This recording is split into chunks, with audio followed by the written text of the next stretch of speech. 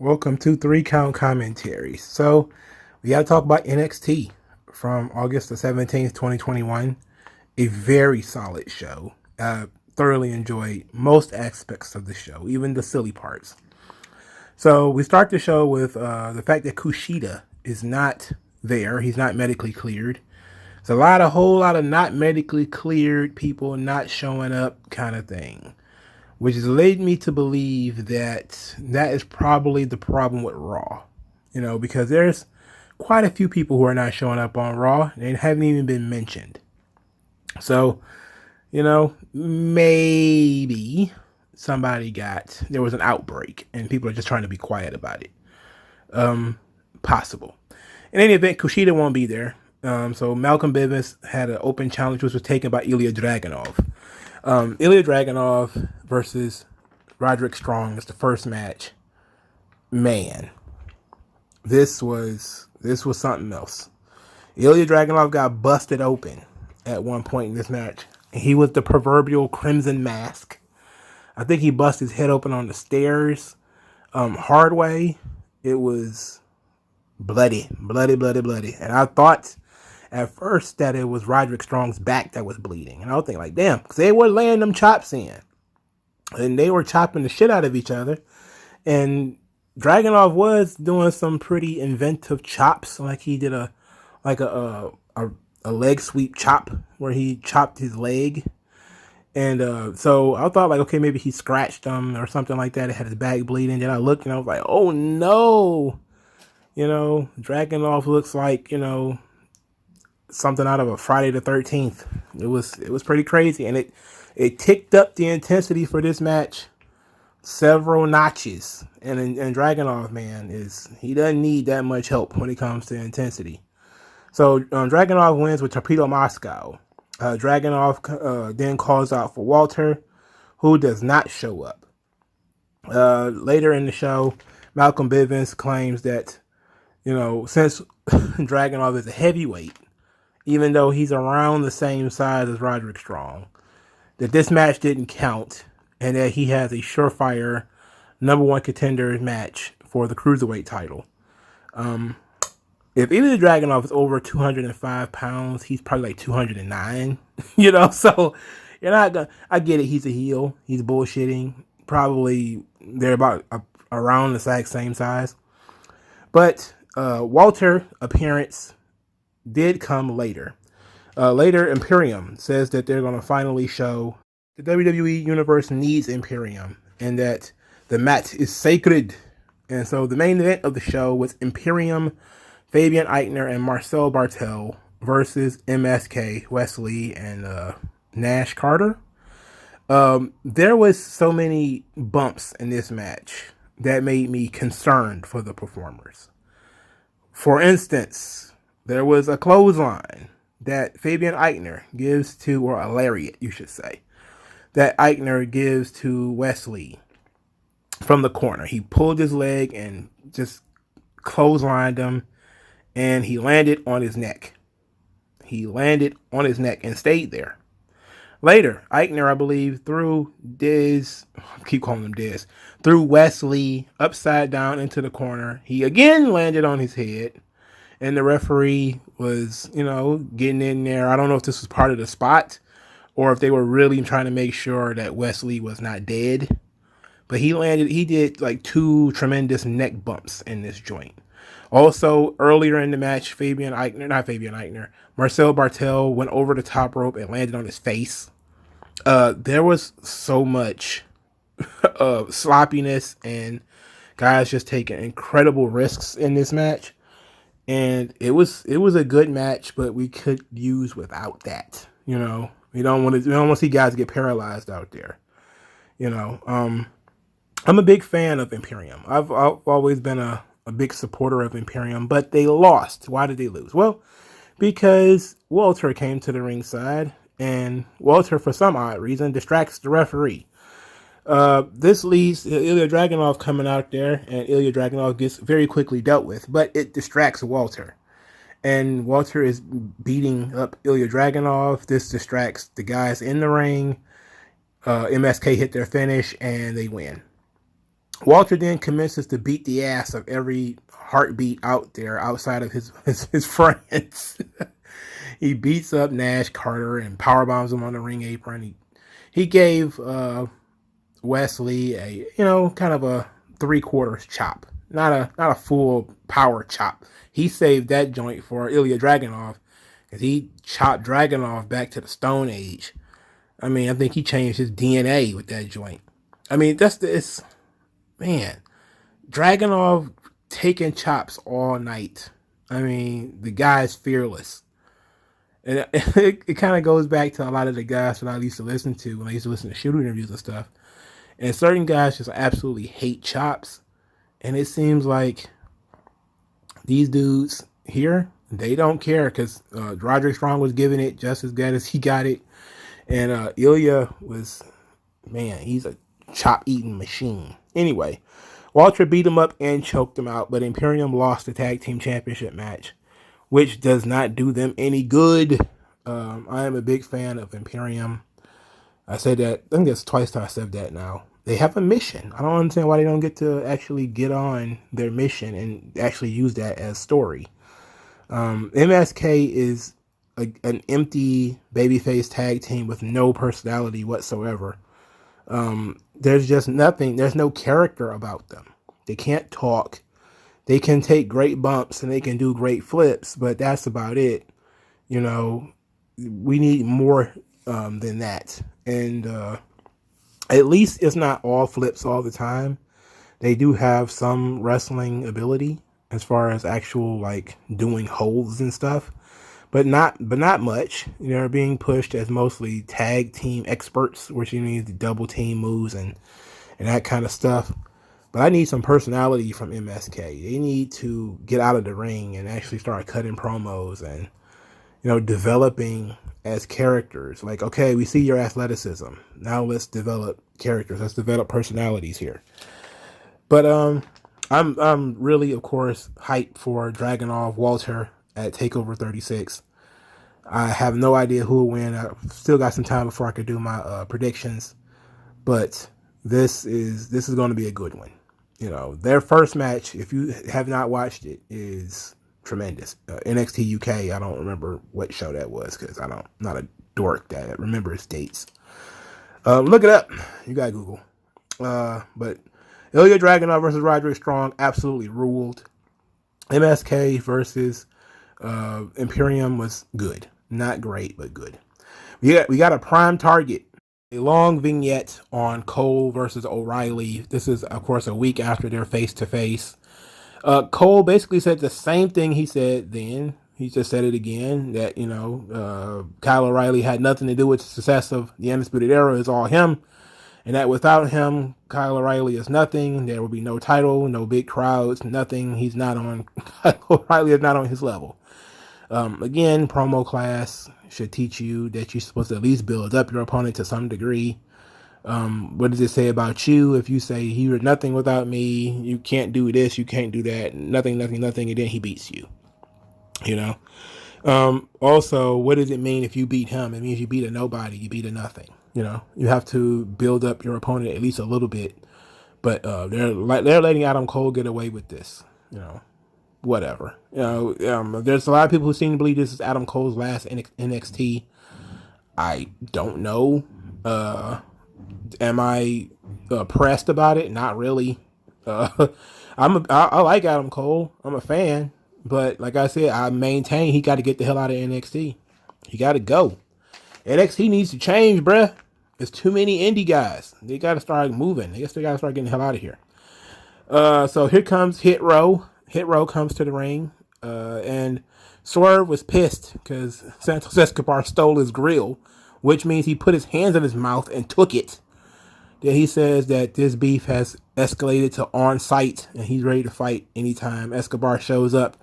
On the screen, says that, okay, you guys burned a lucha mask, I took your grill, we're disrespecting each other's cultures.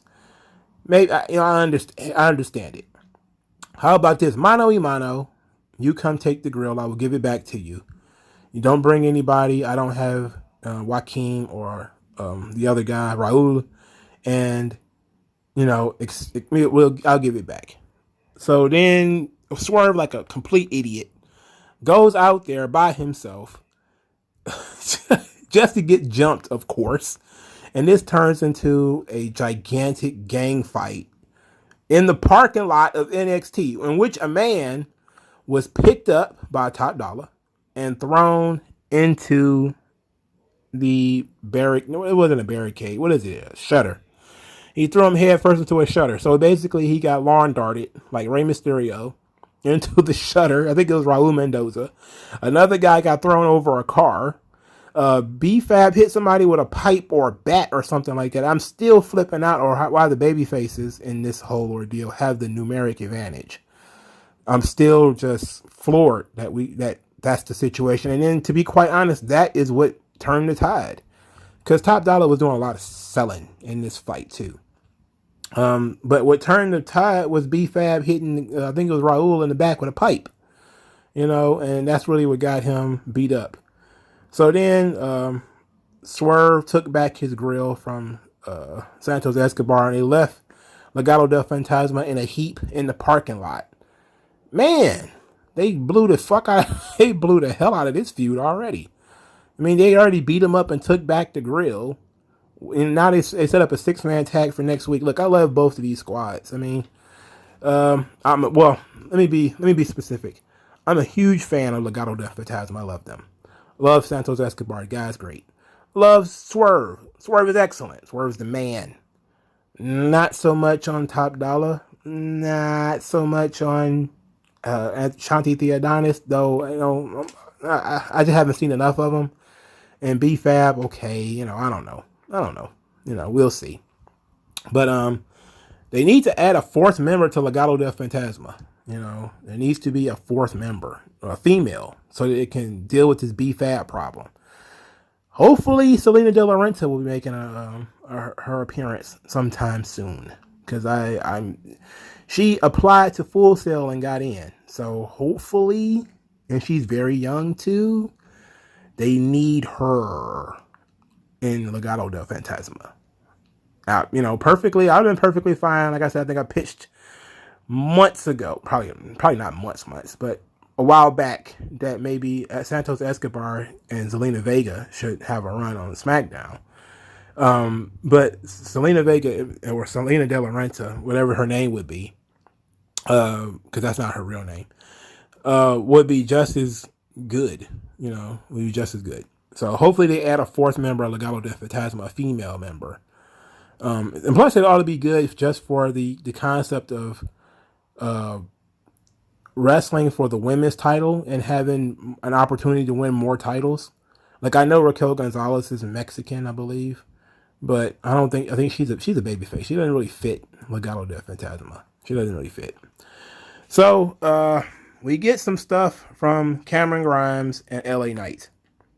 So LA Knight he's in the gym working out. I don't know why he doesn't have a private gym. He looks like he's in a performance center, just hanging around a bunch of weirdos. He tells LA Knight to dry him off. He tells Cameron Grimes rather to dry him off. Then he sends him to fetch him to get some water. While he's gone, he talks to Josh Briggs, and he offers Josh Briggs $5,000 to take a match with Cameron Grimes, and another $5,000 if he can soften him up enough to keep him out of the $1 million championship match on Sunday, which is a great move. When Grimes comes back with the water, he gets told his opponent is Josh Briggs, and Josh Briggs is like, I get paid a lot of money to beat up people. Very generic, but I like this. I like it. Josh Briggs is a big guy with no character, no personality, therefore he loses nothing when he loses the match. He's just a size, he's just a body. And Cameron Grimes does win the match, but the fun part is Ted DiBiase on commentary. He goes on commentary, and then LA Knight joins him, and they make a bet. LA Knight bet $20,000 on Josh Briggs, that means he lost $25K in one segment, and without blinking, didn't worry about it at all. Grimes wins with the cave in. He wrestled in his butler suit, which was hilarious. Then Knight beat the hell out of Cameron Grimes after the match. In the training room, Ted DiBiase comes in there, and he apologizes to Cameron Grimes for getting him in this mess. And that, now he's a butler and he's getting beat up all the time and disrespected and mistreated. And it's all his fault for getting Cameron Grimes all wrapped up in this thing. And then Cameron Grimes says, no, you don't apologize. I had money and it went to my head. I wanted to be the $1 million champion. And when I didn't believe in myself, you believed in me. And then he just starts to spaz. Like he just, like a drunk country cousin, just starts spazzing out. I'm just like, what is going on here? Again, I'm still not used to Ted DiBiase as a babyface. It is very weird. It's very weird. Of course, you can't do the switch and him actually cost Cameron Grimes the match, and then because the stipulation is a punishment on him, so you can't do that. But Cameron Grimes is probably the top babyface in NXT right now, legit. Like even more so than Samoa Joe. I think people are really behind Cameron Grimes more than just about anybody on NXT. With the exception, of course, of Index. And Index, oh my God. Everything about this is an absolute train wreck with no survivors. For starters, the Garganos are actually pregnant. In real life, IRL. I wonder who the father is. Is this an immaculate conception? I do not believe that Candice LeRae is legitimately pregnant by Johnny Gargano. I don't believe it. It sounds like something that will happen in kayfabe. Therefore, it is kayfabe. I don't care if they have pictures. It's kayfabe as far as I'm concerned. Until I see the DNA test. They go on Maury or something like that to prove it. I will not ever believe that a married virgin like Johnny Gargano impregnated another human female. I don't believe it. I don't believe it. So, let's get back to this segment. In any event, the Garganos are still upset that Austin Theory is gone. They're the only people talking about Austin Theory. Gargano is upset that he's gone. Candice is still disgusted by this whole concept of Indy Hartwell and Dexter Lumis. That Indy Hartwell shows up, talks about all the fun things they did on their date, how they went on all these cool rides and they went to do other fun stuff. She's also wearing gloves now. Candice gives her the old, you're not going to do anything while you're living under my roof. I'm like, why is she a grown adult female living with you? In any event, she starts talking about them getting matching tattoos. And Johnny Gargano says that, whatever you think you got going on here, the real test is how do you work together in a mixed tag team match. So the mixed tag team match was set up. Matter of fact, let's back up a minute, because Johnny Gargano was laughing about throwing the cake in Dexter Lumis's face and asked him how did he like that cake, to which Indy Hartwell responded that he loved the cake and even had room for pie, which of course is sexual innuendo. And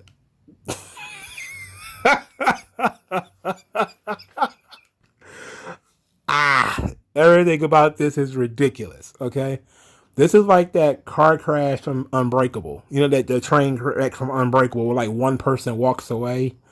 And you're trying to figure out like how did this guy walk away from this shit, this pus and fire and murder, perfectly fine. And I don't even know who that one person is. I guess it's us. Everybody else is just wrecking themselves in these promos, and it's absolutely ridiculous. It is absurd, and and yes, I know Indy Hartwell and Dexter Lumis got like 4 million views on YouTube. I'm just gonna leave dead air on that. I don't know what to say. As much as people claim to hate absolute soap opera dumb shit, it works every single time, and that's why they do it. Every single time. This over-the-top dumb shit that involves wrestlers kissing and or getting married almost always ends in successful viewership, even if it's just on YouTube. In any event, the match that they set up was Robert Stone and Jesse Kamea versus Dexter Lumis and Indy Hartwell. And in typical woman's fashion, Indy Hartwell is taking up the mannerisms of the man she's dating. So she's walking just like Dexter Lumis.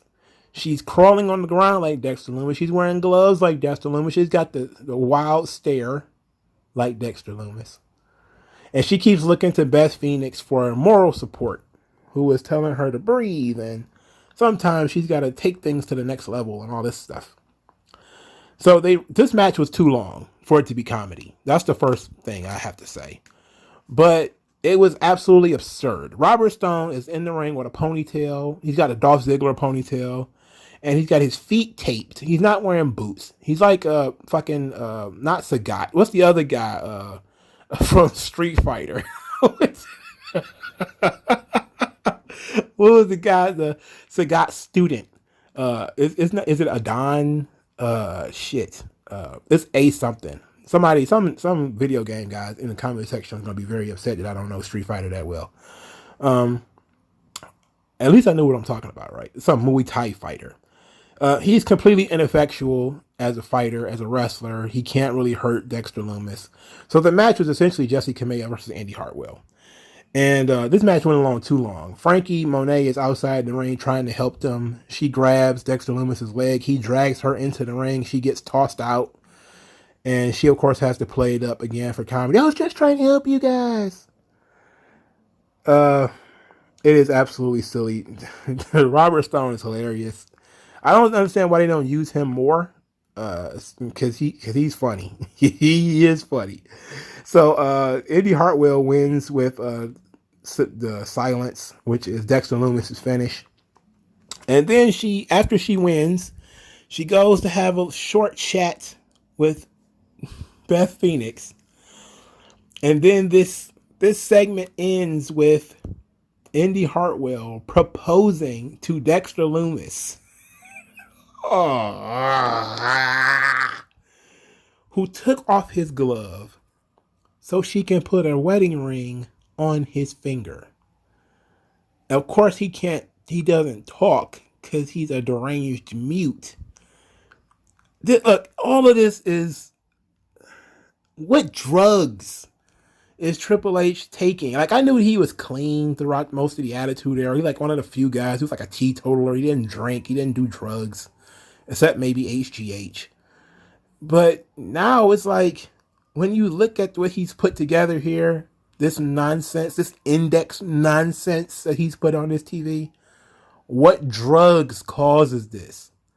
You know, what drugs causes this? And how do you get out of this situation? Like, how do you get out of this? Because the Garganos are pregnant. So how do you get out of this? That's the thing. Like, of course, you would think, okay, the end game of this would be Johnny Gargano and Candice LeRae versus Dexter Lumis and Indy Hartwell. That would be the natural way to end this feud. But you can't do it because Candice is pregnant. So now what do you do? I don't know. Do you sub in somebody else for Candice? Do you have one final Dexter Lumis versus Johnny Gargano match and it's like last man standing or steel cage or something like that? How do you get out of this feud now that Candice can't wrestle? Because it seemed like the natural end to it is to have Indy fight Candice. Specifically, Indy fighting Candice is the way to end this feud. Because Candice is the one who's the most against it.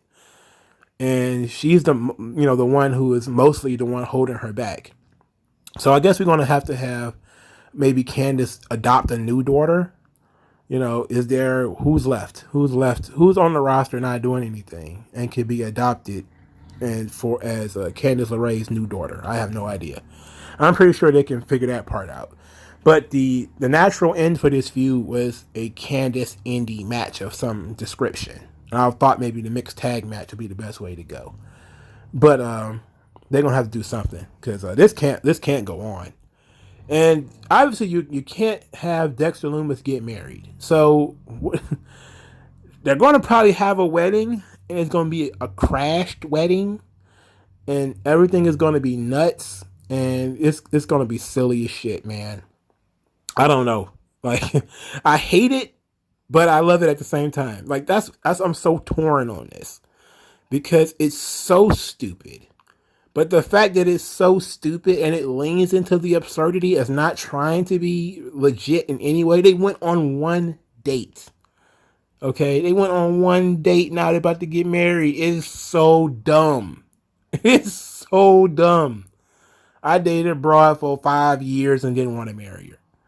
I wasn't in no rush. But this is ridiculous. This is ridiculous. And then it's Indy who is proposing to him, which makes it even more ridiculous. The woman proposing to a man. But I'm guessing that's how, the modern world works. And plus, that's the only way that it can work because, well, I guess it could work the other way around. He would have to propose without speaking. But it's Indy who's the one who wants the relationship anyway. So it's Jesus, man. Jesus. That's all I can say. I'm floored by how ridiculous this is. And it leans into the stupidity very heavily. And it's that's the crazy thing. It's absurd to Vic Joseph and Wade Barrett and to the Garganos that this is happening. The only person who is really like wrapped up in this mess is Beth Phoenix. Everybody else is just kind of like, how ridiculous is this? How dumb is this?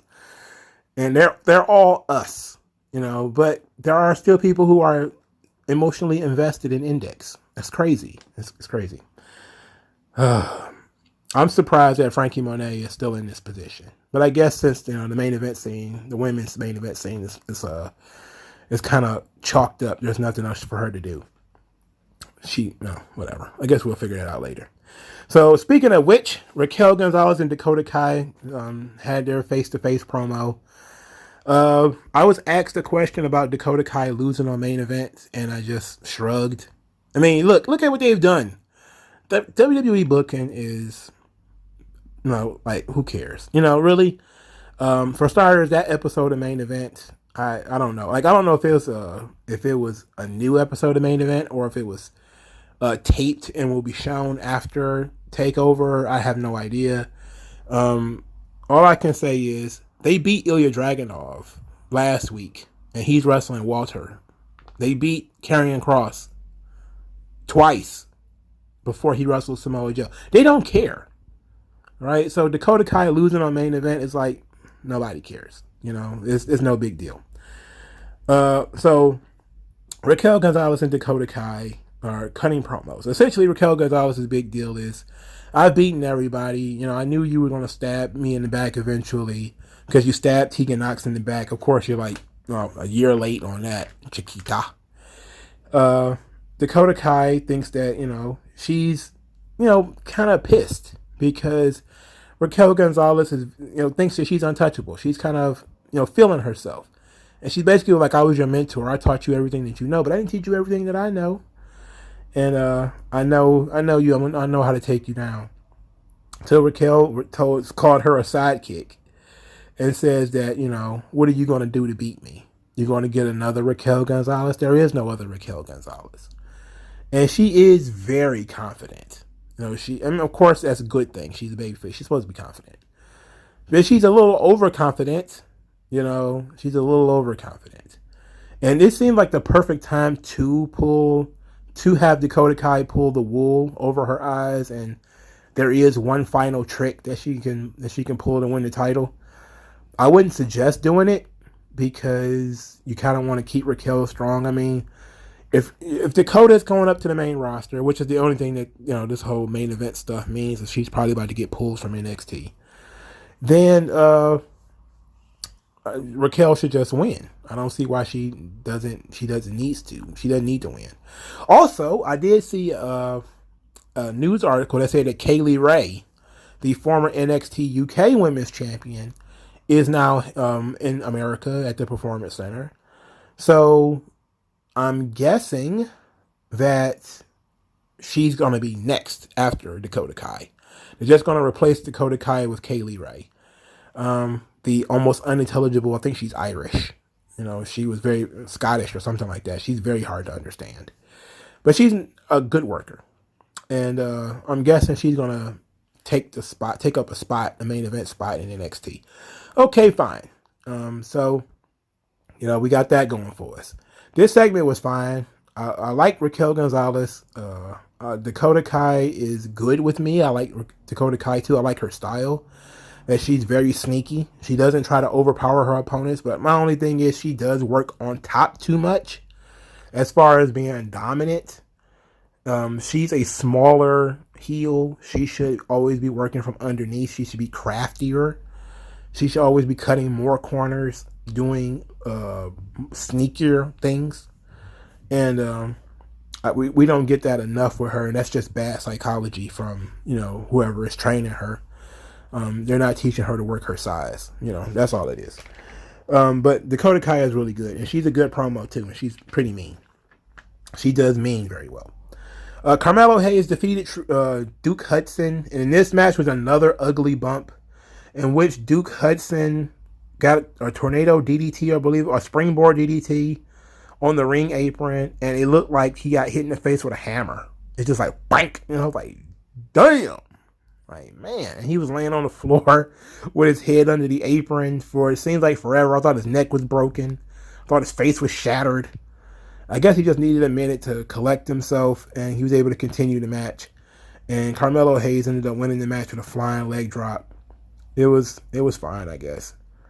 So after the match, Carmelo Hayes says that he has a match with Odyssey Jones. That's the finals for the breakout tournament.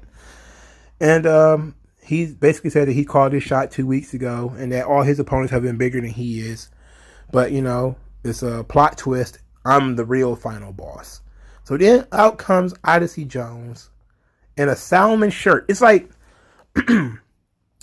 if you wanted people to not buy into the whole you got a new Mark Henry thing, you should stop with the Mark Henry references. It's almost like, the other guys when it was like TLC, and he kept doing the TLC references. He kept being like, I don't know what you're talking about. That's kind of how NXT is when, K-side seats. So it's like, WWE has found their new Mark Henry, and everybody was like, that's racist.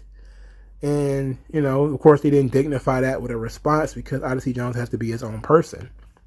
But now they put him in Nation of Domination gear. Now they got him in a Salmon shirt.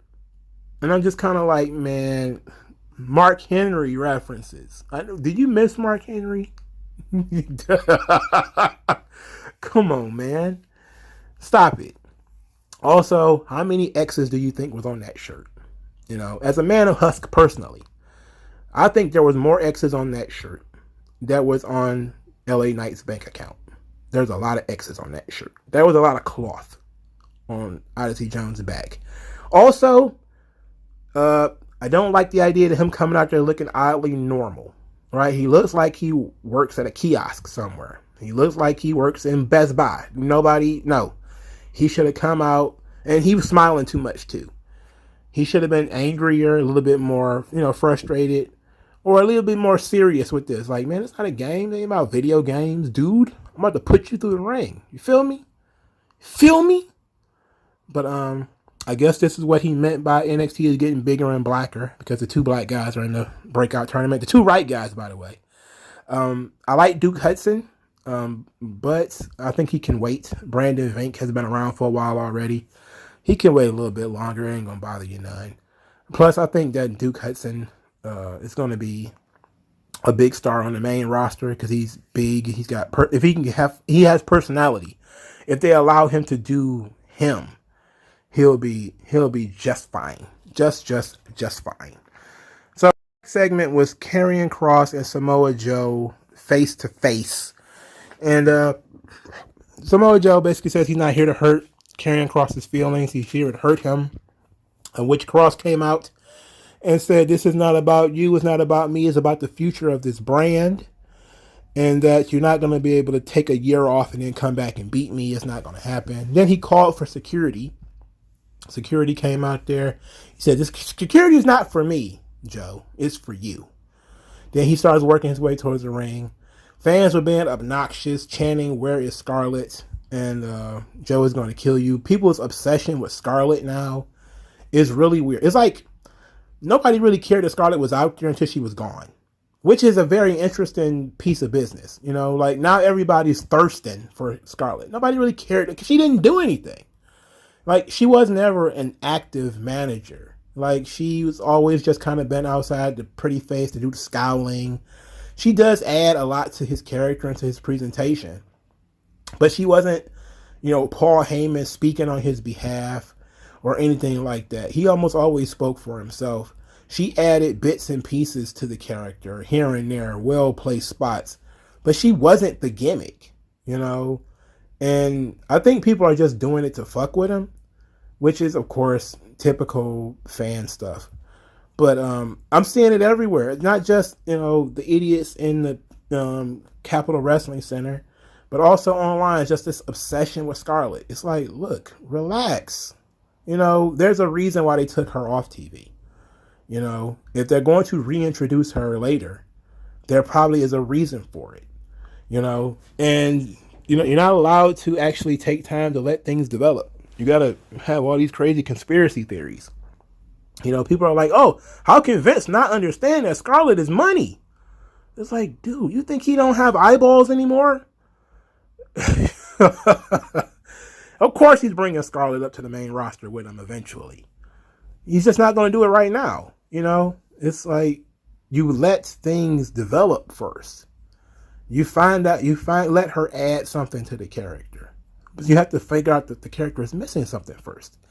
In any event, Joe and Cross get into a big brouhaha, to which they destroyed the Capitol Wrestling Center by knocking over panes of glass and, you know, were beating up each other. They did a little too much fighting for my taste, but, you know, I guess they had to make some contact. I would have preferred for them to have a no contact rule where the first time they threw a punch at each other or something like that was actually in the match on Sunday, which is strangely enough after SummerSlam. I don't know what's going on, man. WWE is just doing a lot of wrong shit lately. And, you know, sometimes the stuff that they've been doing is wrong, but they're doing a lot of wrong shit. We'll talk about some of the wrong shit they're doing in a minute. But the Joe Cross segment was okay. I thought it was a hot finish to the show. Did it leave us wanting more? Yes, because it showed that they really have unbridled, unchecked, untamed anger at one another. Well, at least Joe does. Now, what I don't like is that Cross is talking about the future of NXT, but he's not being specific. What does it mean if he wins? You know, he ushers in a new NXT. Okay, what does that mean? Right? Of course, maybe you say, well, when he wins, you'll find out.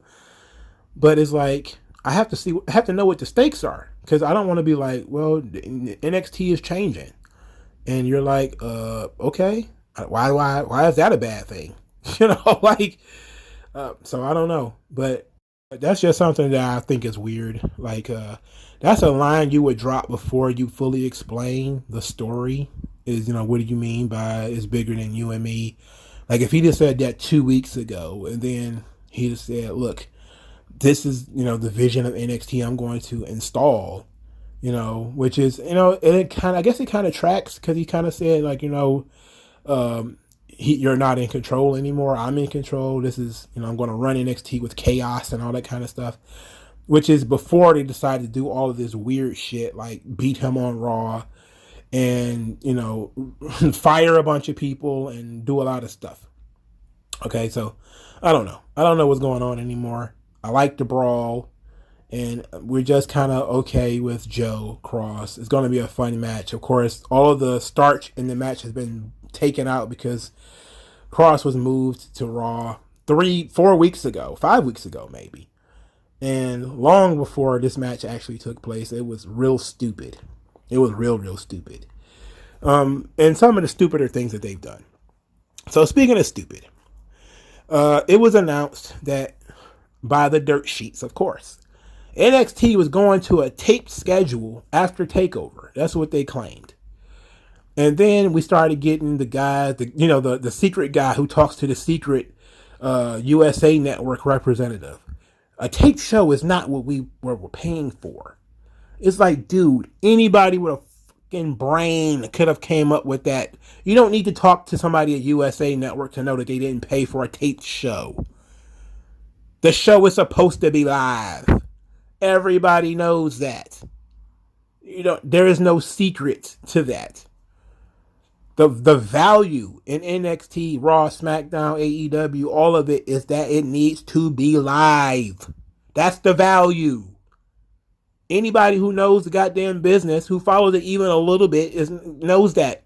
You're not getting over on us having talked to a USA Network executive who told you, well, we didn't pay for developmental and we didn't pay for a tape show. And then it comes out, the reason I didn't do a video on it, the reason I didn't want to talk about it, I waited till the end of this video to talk about it, because it's unimportant, because I knew they were not going to tape NXT forever. They're taping it for 3 weeks. Why? Because they've already told you why. They're renovating NXT. They already told you. So they're going to take 3 weeks to renovate NXT. Probably fire some more people. And then they're going to re-debut NXT September the 14th with its new style, new logo, and everything.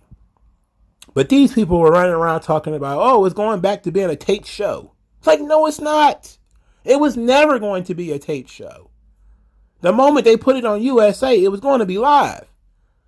Now, there's probably a certain number of taped episodes they can have, though. Because remember, last year, the 2020, the pandemic, there was clauses in these contracts that WWE had to run a certain amount of these shows live.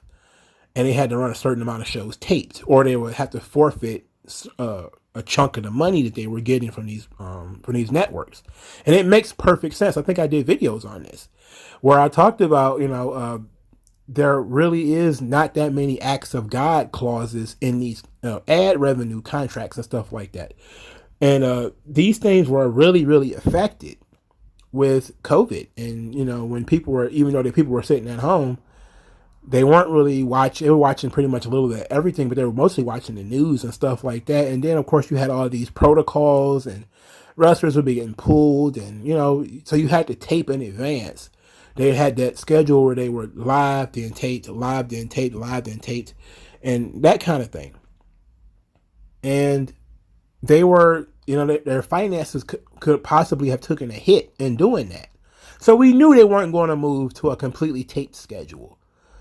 It was stupid to think that. It was stupid for all of those websites to go out there and say that was going to happen. It was dumb. NXT, they had told you multiple times that they were going to renovate NXT. And all you got to do is put all the things together. That's all you really got to do. Put 2 and 2 together, man. They was talking about changing NXT when NXT was on Wednesdays. They was talking about changing it. They were talking about expanding NXT to NXT Evolve. That led to all of the hirings that they did. They hired a bunch of people during the pandemic. They hired maybe more people than they released during the pandemic. They were hiring them 10, 12 at a time. Okay? And then once that idea probably hit the skids and they decided not to expand NXT, they had to release a lot of those people. And now they have to shrink NXT. Now they want to change it. They want to go back to the original vision of it. But there's also other things that they want to do. And I'm all for, the changes of NXT. Change is good.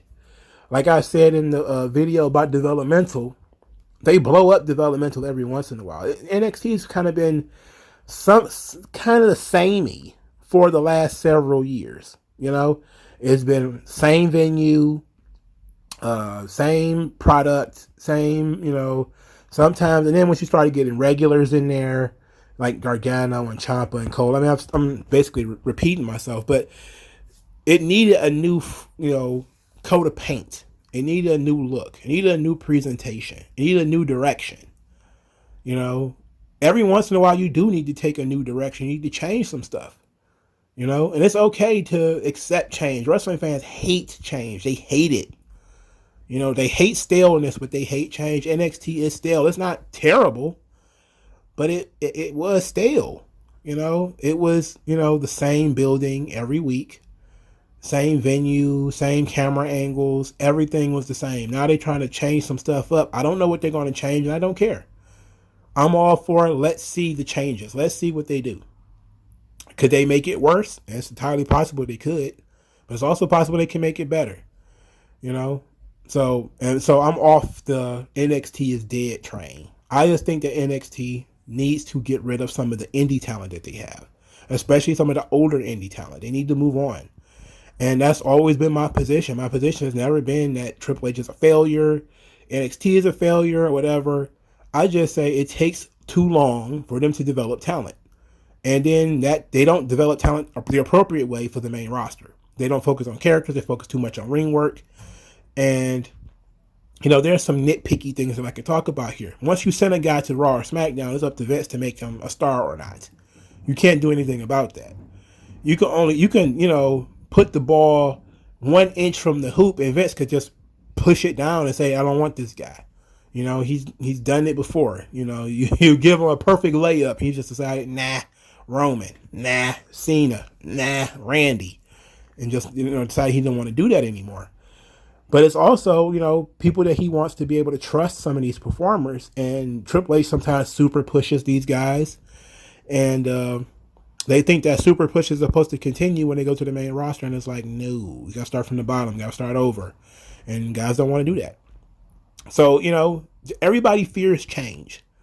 You know, and people think this is going to be the last real NXT. And then, you know, next time NXT is like, it's going to be taped. And then September is going to be like a whole new thing. I'm like, well, hopefully it's a new team, a new dynamic, new personalities, new characters, new everything. I want new.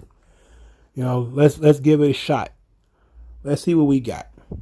But that's it. You know, NXT this week was pretty good. TakeOver is going to be pretty solid. I don't know when I'm going to do predictions. Maybe I'll do SummerSlam predictions and TakeOver predictions on the same day. But thank you guys for your time. Sponsor the video, share the video, like the video, and I'll talk to you guys later.